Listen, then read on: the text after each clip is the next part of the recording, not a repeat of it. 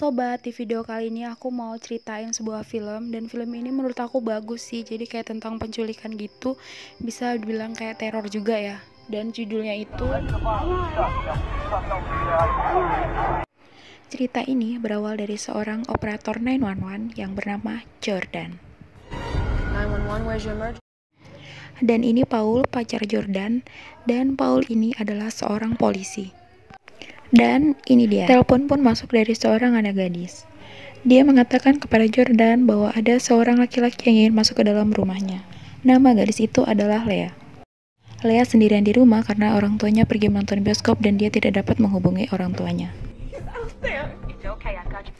Jordan lalu menyuruh polisi untuk datang ke rumah Lea.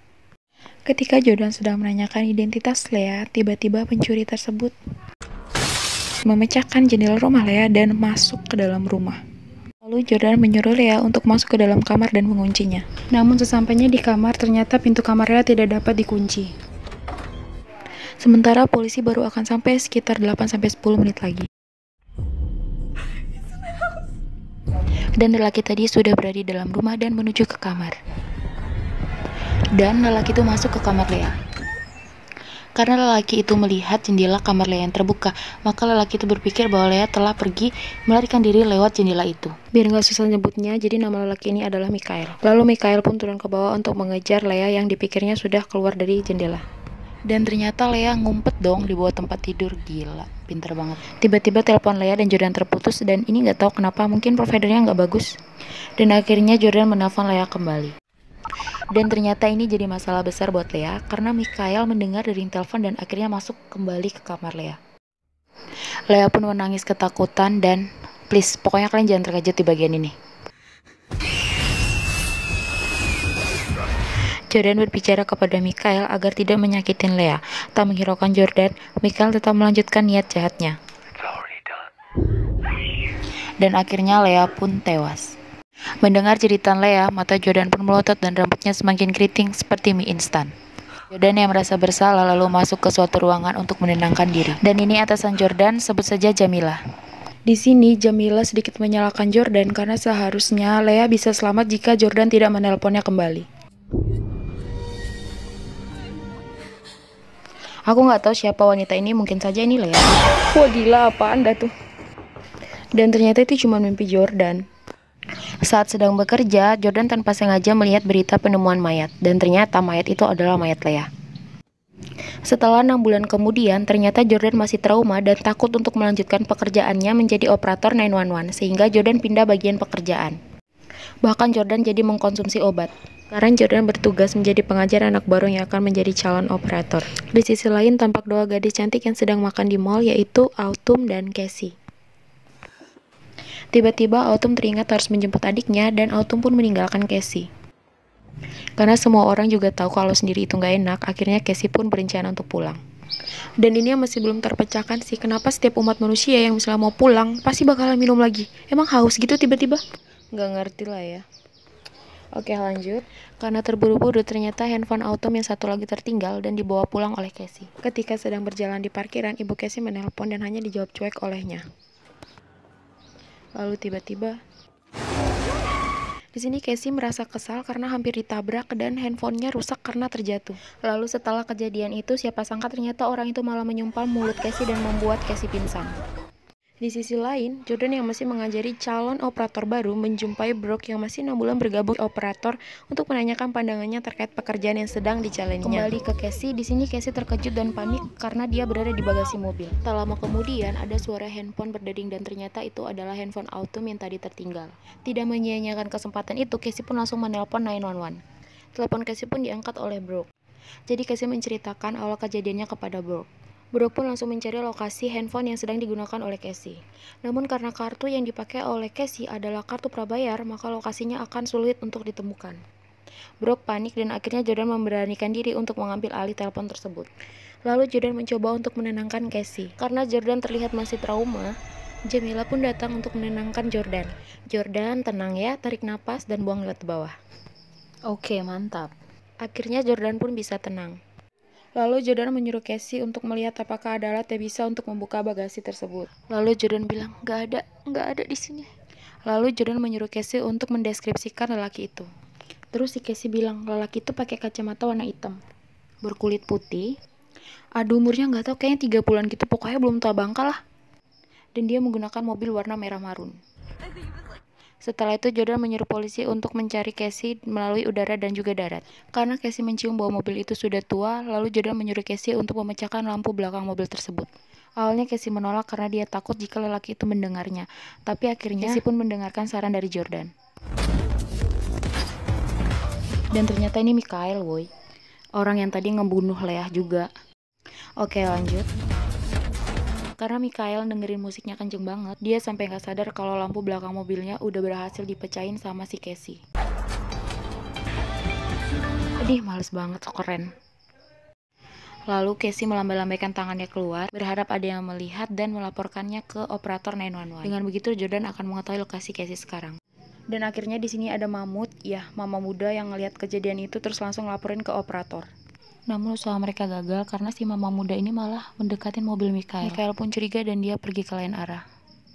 Aduh, pusing pala adek bang. Karena usaha mereka gagal, akhirnya Jordan mencari ide lain. Terus Jordan bilang, Casey coba lihat di dalam bagasi itu ada apa aja. Di sini tuh ada botol pemutih, cat, obeng, sikat, dan di sini Casey terkejut dan ternyata dia ngelihat ada skop di sana. Yang menurut dia skop itu bakalan digunain untuk ngubur dia. Setelah Jordan berhasil menenangkan Casey, Jordan lalu mencari ide lain. Jordan kemudian menyuruh Casey untuk menuangkan cat tersebut, agar jejak mobilnya mudah didapatkan. Di sini ada seorang lelaki, jadi kita sebut aja dia si Oom. Nah, si Oom ini ngasih tahu kalau ada cat yang tumpah dari dalam bagasinya. Di sini Mikhail tampak marah dan langsung ngecek bagasi mobil. Karena takut, Casey langsung menyimpan handphonenya dan menggantikannya dengan obeng. Lalu setelah itu Mikhail ngelihat kalau rambut Casey itu ada yang rusak. Terus Mikhail ngambil botol yang berisi obat bius supaya Casey bisa tenang di dalam bagasi dan rambutnya nggak rusak. Tapi karena si Oom datang lagi, botol itu dimasukin ke dalam kantong. Di sini Casey nggak bisa teriak karena dia disodorin obeng gitu kan. Terus si Oom nanya Mikhail, kamu kenapa, bebe aja kan? Terus si Mikhail bilang, iya nggak apa-apa, ini cuma perkara cat yang tumpah. Akhirnya si Oom ini masuk ke dalam mobil. Tapi karena dia masih curiga, dia langsung nelpon 911. Ternyata Mikhail datang terus ngancurin handphone si Oom dan menghajar si Oom. Di sini Mikhail berhasil mengalahkan si Oom dan botol bius yang tadi pecah. Akhirnya polisi nemuin mobil yang digunakan oleh Mikhail. Tapi ternyata Mikhail dan Casey sudah tidak berada di situ lagi. Dan ternyata sekarang Mikhail menggunakan mobil si Oom. Sekarang Casey nggak sendirian di dalam bagasi mobil karena ada si Oom di sana. Mantap. Dan ternyata si Oom tadi belum mati. Terus dia teriak deh kenceng banget. Lalu si Mikhail yang mendengar teriakan si Oom langsung menghentikan mobilnya dan tamat sudah riwayatmu, Om. Akhirnya polisi berhasil nemuin sidik jari Mikhail dari botol yang tadi pecah. Di sini Casey udah mulai putus asa gitu. Dia minta tolong ke Jordan supaya ngerekamin suaranya untuk ninggalin pesan terakhir buat keluarganya. Awalnya Jordan nolak dan bilang, tenang Casey, kamu pasti bakalan kita temuin. Tapi sepertinya Casey sudah tidak yakin lagi dan akhirnya dia pun mengucapkan kata-kata terakhir buat keluarganya. Mom, you were always the perfect mother. You gave me everything that I ever wanted. And I love you.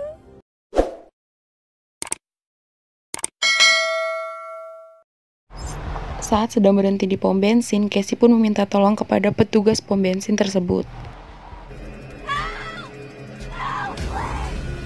Namun sayang petugas tersebut gagal menyelamatkan Casey. Karena dia disemprot bensin dan dibakar hidup-hidup sama Mikhail.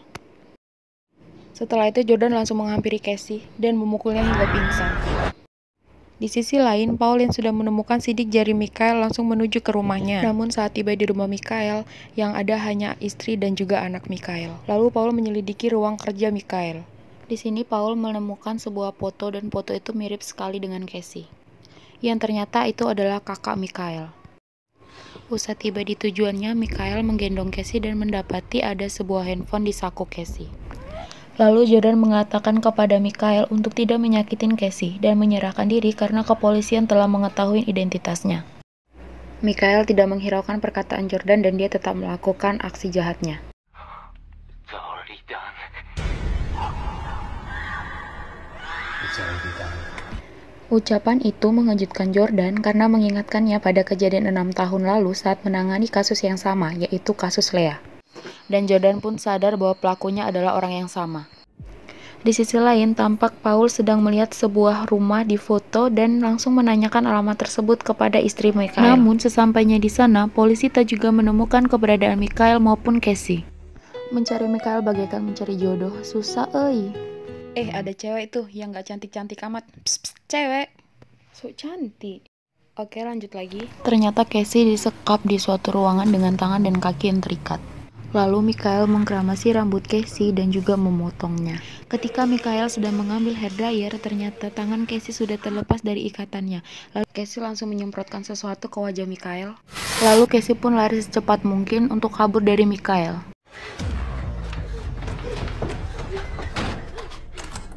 Setelah masuk ke dalam ruangan itu, Casey bukannya makin tenang, tapi Casey malah justru ketakutan. Entah apa yang dilihat Casey, yang pasti bukan cowok ganteng sih. Dan Mikhail pun berhasil menangkap Casey. Di sisi lain, Jordan yang penasaran dengan lokasi rumah itu bertekad menelusuri sendiri tanpa ada polisi yang menemaninya. Lalu ketika sedang berada di rumah itu, Jordan menemukan sebuah foto Mikhail dan juga foto kakaknya yang sedang sakit. Yang ternyata kakaknya itu mirip sekali dengan Casey. Wajahnya mirip, rambutnya mirip. Dari sini sebenarnya udah ketahuan kenapa Mikhail hobi banget nyulikin anak orang. Ya karena Leah dan juga Casey mirip sama kakak dia yang sakit. Jadi karena dia saking sayangnya sama kakaknya, dia terobsesi untuk mencari orang yang mirip. Nah itu tadi juga alasannya kenapa rambut si Casey itu dikeramasin terus dipotong sama dia. Jadi dia emang pengen buat rambutnya itu sama persis kayak rambut kakaknya yang dulu. Dan dia ngerasa sedih pas kakaknya ninggal, terus dia dalam keadaan botak. Oke udah lanjut dulu nih ceritanya ya.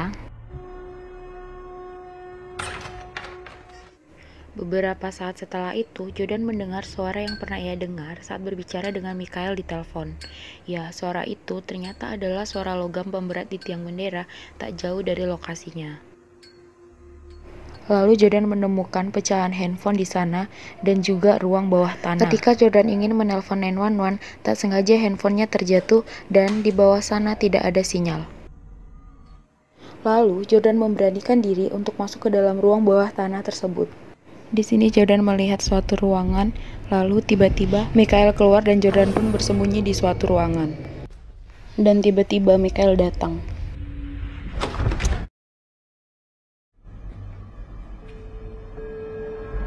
Nah jadi ternyata yang dilihat si Casey tadi adalah ini. Jordan yang bersembunyi di lemari ketakutan melihat banyak darah di atas kasur dan juga di tembok. Nah jadi patung ini itu dianggap dia sebagai kakaknya. Di sini si Jordan itu terkejut terheran-heran karena rambut itu ternyata rambut asli dan masih ada kulit kepalanya gitu nempel di rambut. Lalu tiba-tiba Mikhail mendekati lemari tempat Jordan bersembunyi. Malah nyium baju. Nah jadi di sini Jordan gak ketahuan ya. Oke lanjut.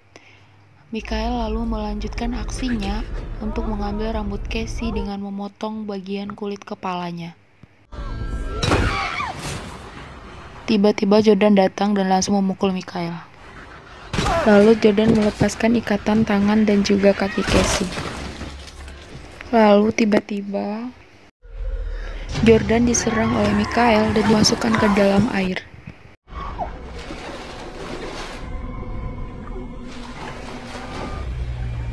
Karena Jordan sudah berhasil melepaskan ikatan Casey, Casey langsung menolong Jordan dengan menyayat muka Mikhail dengan pisau.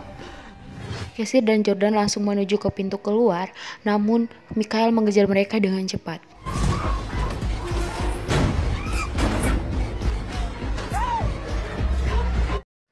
Casey berhasil keluar dari ruang bawah tanah, tapi Jordan kakinya ditarik oleh Mikhail.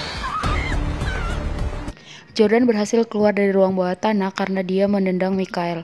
Namun Mikhail tetap ingin mengejar Jordan. Casey menusuk punggung Mikhail menggunakan gunting. Sedap. Lalu dia menghadapkan gunting itu kepada Casey Dan jangan terkejut di bagian ini. Oke, mantap.